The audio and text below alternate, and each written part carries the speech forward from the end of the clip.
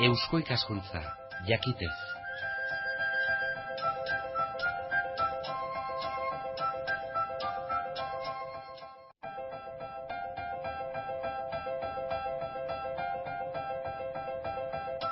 Euskal Herria irratian kultur arloa. Kulturgintzaren ahotsezko errebista. Eusko ikaskuntzaren aupadaz egiten dugu hemen Euskal Herria irratian kultur arloa. Astez aste ari gara horretan, sortuta zabaldu, zainduta iraunerazi, kulturgintzaren adierazpen guztietan, horretan ari da Eusko ikaskuntza, horretan ere laguntza eman nahirik Euskal Herria irratia. Los vascos de la Ribera de Navarra du izenburua, eta letra txikiagotan en la obra periodística de Diego Pascual Eraso. Nafarroko Erriberako euskal abertzale baten berri ematen digun liburua da. Javier Sainz Pezonagak egin du, eta hortaz Diego Pascual Erasoren notizi, eta haren pentsakera, eta haren ibilerak ezagutu ditzakegu. Diego Pascual Eraso Korellan sorturiko abertzalea da.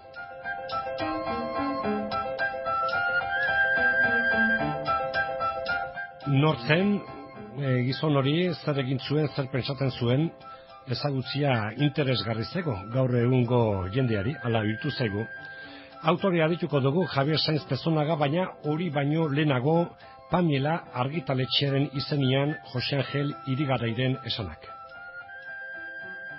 Pamiela argitaletxearen liburu bat aurkeztera heldu gara, eta gainera oso argitalpen berezia, oraingoan ere oso berezia, oso esanguratsua, eta gure hotzen mugak zabaltzen dituen hoietakoa. Los vascos de la Ribera de Navarra, la obra periodística de Diego Pascual Eraso. Egilea gainera Javier Sainz Pezonaga. Diego Pascual Eraso, Arellano eta beste batzoi esker, bere garaian batzuk behintzat jakin zuten, ez? Ribera, Ebroaldeko eskualdeak eta Baskonen eskualdeak zirela, ez? Gure Baskonia zaharreko eskualdeak zirela, agian lehenengotarikoak, hor badiret hipotesi interesgarri batzuk, eta Baskonak nun kokatuak ote zeuden, eta nik uste dut euskaltzaletasunaren hortzemugak zabaltzeko lan ikaragarria inzutenak, ez? Oraindik uste dut eskaz dugun asignatura dela, ez?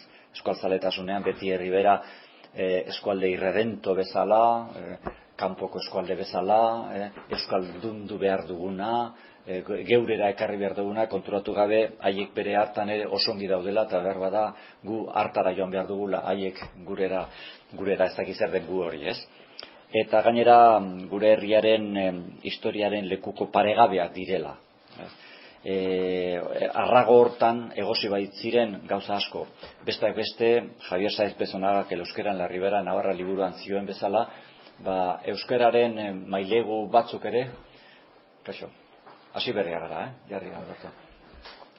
Euskararen mailegu batzuk ere, lehenpizikoa latinetik hartutakoak eta nekazalgoarekin lotuta, eta bar nundik etorriko ziren kristaututako lehen tokitatik baizik, eta berak zioen bezala, hain zuzen toki horiek Ebroaldeko tokiak ziren, bai kultura aldetik, nekazalgo aldetik, eta bar.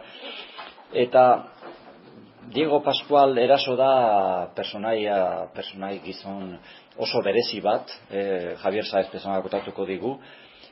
Berari eta bera bezalako batzoi esker, hori da, gure hortzumuga zabaldu dire, eta lekuko paregabea, behar da, esanguratsona, Javier Sainz Pezonaga bera da. Nik uste du Javier Sainz Pezonaga gainera bilakatu dela Erribera, Ebroaldeko eta horren inguru guzia ikertzen dabilen zeetako bat, ez? Ikertzaile adituenetako bat eta saiatunetako bat, eta Euskera en la Ribera de Navarra liburuan ikuste referentzial liburua dela, benetan. Ez dakit zoritxarrez jende askok irakurri duen, baina beste ikuspegi bat ematen du. Orai ere, liburu honetan Los vascos de la Ribera de Navarra eta Diego Pascual Eraso bere herrikira, berare Korellako baita, Javier Sainz Pezonaga, honen artikuluak eta biografia ekartzeko garaian, sarrera ezinago interesgarria egin du. Sarrera bera ere, 80 orrialdekoa da liburu bat, kasi. Eta nik uste dut berriz ere, irizpide batzuk, ikuspegi bat finkatzeko, aberasteko, zabaltzeko, hainbat gauza dakartzana, hainbat datu, hainbat ikuspegi, gainera Diego Pascual Erasoren garaian baino askoze garatuagoak, beste ikuspegi batetik, gauza batzuk solfan jarriz, hala nola etimologia errexak eta merkeak, beste batzuk ekarpen batzuk eginez, nik uste dut sekulako ekarpena dela, benetan, eta hoiek, berandu gabe, uste dut biziko bagara, eta gure herriak irauten badu, eta euskaltzaletasunak irauten badu, erreferentzial bilakatuko direla. Beraz, hori ere, etzen posible izanen besteak beste, Diego Pascual Eraso bezalako persona bat existitu izan ez balitz, ze askotan historiak otatzen izkigu gauza linealak, efemerideak, kronologikoki, linealki eta aldiz memoria kolektibak herri baten izaera eta nortasuna ekartzen izkigu iraganetik onera, eta beti izaera hori eta nortasun hori aberasteko balio duen zerbait da memoria kolektiboa. Nik hau kokatuko nukeiago memoria kolektiban.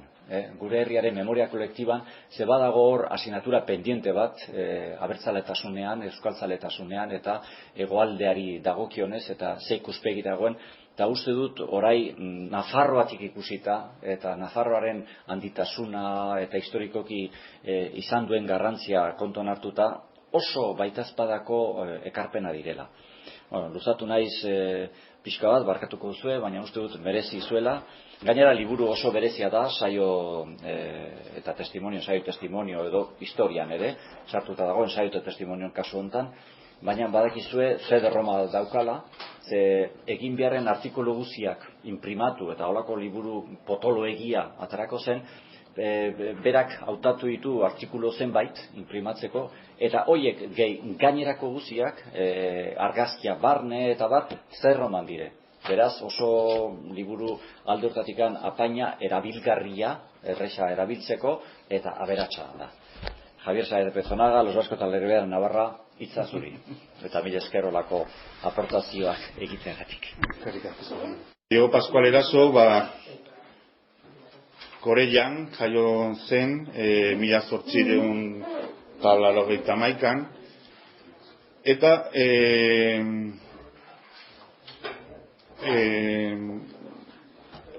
garren mendeko bigarren hamarkadan joan zen bizitzera Bilbora, arazo pertsonalak zirela eta orduan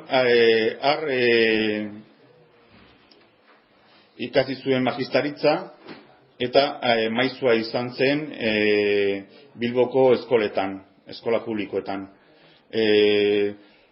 Bilbon baita ere izan zen Ateneo Navarro de Bilbaoko lehendakaria eta fundatzailea baita ere, eta horre bildu zen Nafarroako jendea eta zenbait ekitaldi kulturalak egiten zituzten, oso giro polita ibili zuten. Gero, berak Zilion izan zen eta bueltatu zen Bilbora, non hil zen 1974an. Diego Pascual Erasoren ekarmen nagusiena da bere obra periodistikoa, berak idatzi zuen Euskadi egunkarian eta La Tarde egunkarian, biak izan ziren PNV-ko egunkari ofizialak edo gutxi gora bera. Orduan, artikulu haietan, berak jarri zuen bere nafartasunaren zera, bere nafarroarekiko maitasuna, bere ideiak, bera abertzale izan zen, eta orduan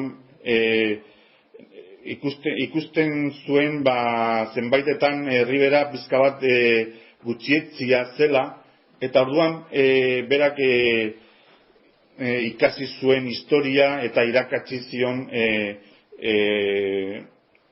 Euskadiko irakurlegoari, ezta? Berak Nafarroari buruz, Riberari buruz, kulturari buruz aritu zen, batez ere artikulu haietan, eta niretzat oso ekarpen positiboa da zen, horren bidez ikusten dugu nola Riberako mundua zartzen da pizkat Euskal Herriaren munduan, ezta? Zenbaitetan pentsatzen da Ribera pizka bat aparte dagoela, pizka bat arraroa, pizka bat harremanik gabe Euskal Herriarekin, eta orduan berak niretzat hori zen bere lan garrantzitsuena, zen ikustea nola Ribera ere lotuta dagoen Euskal Herriari eta Nafarroari eta Euskal Herriari. Paskual Erasoren berri ematen ari zaigu Sainz Pezonaga, bera ere Korellarra, Bidenabar esanik. Nafarroko Erriberako izateko modua eta bertako ezaugarriak harturik, hori abertzaletasunarekin konpatible nola egin. Bada horri buruz bere ikuspuntua zuen Paskual Erasok, idatzi zuen hortaz, eztabaidetan defenditu zuen bere jarrera. Sainz Pezonaga. Bere haurtzaroan eta bere gaztaroan Korean bizi zen, eta hor bizi zen giro ideologikoa zen, hori nik navarrismo baskista, nafartasun, euskal nafartasuna, ez dakit nola deitu, eta noski ideologia horren sortzaileak baziren Kampion, Oloriz eta Asociación Euskara de Navarrako partaideak, ezta?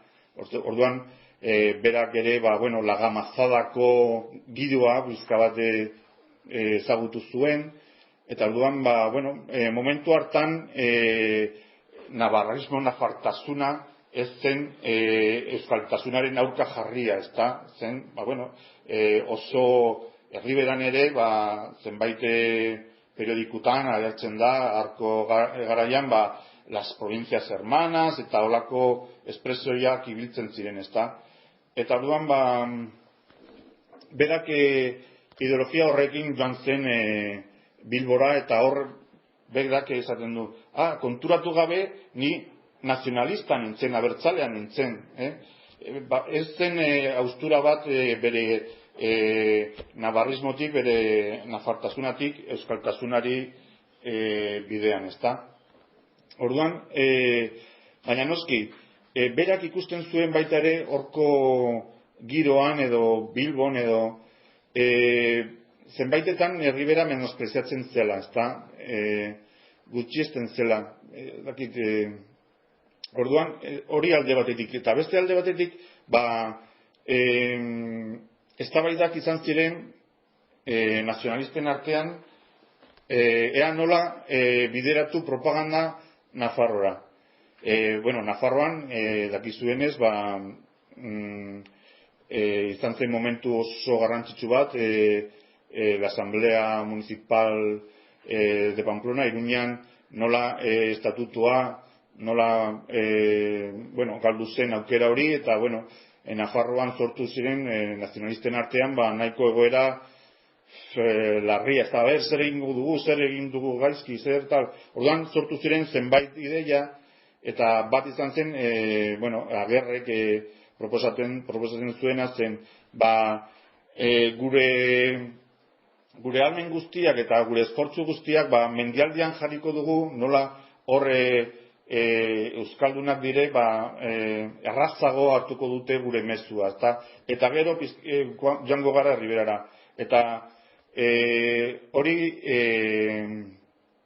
ez zen egokia Diego Pascual Erasorentzat, zeren berak pentsatzen zuen, guk Riberakoak ere, gu nafarrak gara, eta hor dago nafar, eta navarrismo, Riberan dagoen navarrismoa da, aberriarikiko maitasuna, eta orduan hori aprobetxatu behar dugu bideratzeko Euskal Herriarantz, ezta? Riberan Nafarroa maite da, nola Nafarroa Euskal Herria da, Euskadi berarentzat, orduan erakusten badiogu bidea, haiek maitatuko dute baita ere Euskadi, ezta? Eta orduan, hor zenbait eztabaida izan ziren.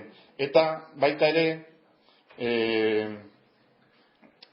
Erribera hango garaian oso berezia zen, ez dakit ezaguna da, zenbait ikerketa egin diren, oraindik falta da asko egiteko, baina gatazka sozialak izugarriak izan ziren Erriberan, ez da, alde hortan. Orduan, hor sortzen ziren eztabaidak, adibidez, batzuentzat oso importantea zen, oso garrantzitsua zen arazo sozialei aurre egitea, zeren eta zenbaituentzat adibidez lema bat jarri zuten a la patria por lo social edo lako zerbait. Oso importantea zen, eta beste sektore batzuentzat aldrebes gertatzen zen, zeren ikusten bazuten PNB-ko jendeak, ez dakit, sozialisten aldera pizka bat hurbiltzen bat ziren, edo proposatzen bazuten neurri sozialak edo, orduan esaten zuten, adibidez, leku bat, artikulu batean esaten zuten Tafallako jendeak, en la Ribera hemos ido de la mano de Marx, eta hori oso kaltegarria izan da guretzat, ezta? Hor, eztabaida horretan, Diego Pascual Erasok bere iritzia ematen du, eta berak pentsatzen du oso importantea dela Erribera ezagutzea, Nafarroako historia ezagutzea, eta arazo sozialak ezagutzea, eta haiei aterabideak proposatzea, ezta? Azkenean da, gaur egun nork ezagutzen du Korellan, Diego Pascual Eraso. Ezagutzen du inork? Jende gutxi, baina, ezagutuko du, oraindik aurrera, ezta? Jende gutxi da. Bai. Los Vascos de la Ribera de Navarra izen burukoa da, liburuak bere barnean disko badakar, disko kompaktua, Javier Sainz Pezonagak idatzitakoa eta Diego Pascual Erasoren berri ematen diuna. Korellan sortu eta Bilbon bizi izan zen Pascual Eraso. Gizon honek eta bere ezagutzak zer ikasi ematen dio, hortaz zalantzarik ez da. Datorren ostirale honetan, azaroren 2 eta arratseko 8 Korellan eginen da liburu honen aurkezpena Korellako kulturetxean. Bertan izanen da Sainz Pezonaga eta baita Diego Pascual Erasoren biloba bat, euskalduna, Bilbon bizi dena. Modu honetan egin dugu geuk aurkezpena hemen kulturarloan, Euskal Herria irratian, kulturgintzaren aldizkarian. Kulturarloa Euskal Herria irratian, eusko ikaskuntzaren laguntzari esker, aupadari esker egiten dugun aldizkaria da.